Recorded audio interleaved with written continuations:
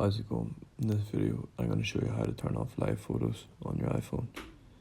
So you want to open up your photos and find the photo where you would like to turn the live option off. As you can see in the top left, it says live with a little drop down arrow. Press that. As you can see, this photo is set to live. So to turn it off, you would come down and press the off option.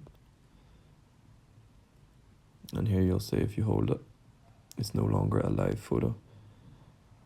So to turn off the live option in the camera, you just open up the camera.